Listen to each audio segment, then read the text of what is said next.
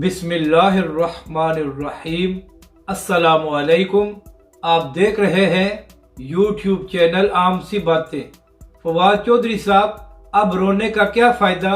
آپ خود تحریک لبیک کے ساتھ یہی کرتے رہے ہیں۔ اس ویڈیو میں ہم اسی کے متعلق بات کریں گے۔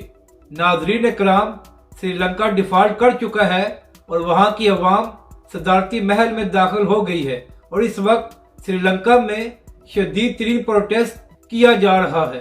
تو اسی حوالے سے فواد چودھری صاحب نے ایک ٹویٹ کیا ہے جس میں فرما رہے تھے کہ پاکستانی میڈیا پر اتنا سینسرشپ ہے کہ پاکستانی میڈیا کو اجازت نہیں ہے کہ سری لنکا میں ہونے والا پروٹیسٹ دکھایا جائے۔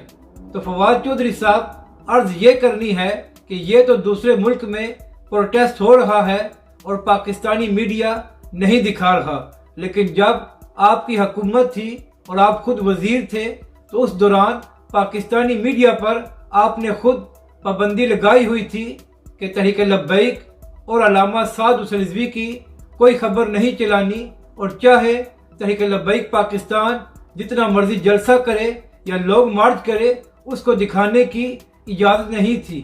تو فواد چودھری صاحب، جب آپ کی حکومت خود پاکستانی میڈیا پر پابندیاں لگاتی رہی ہے تو آپ کس منہ سے اسی میڈیا سے شکایت کر رہے ہیں؟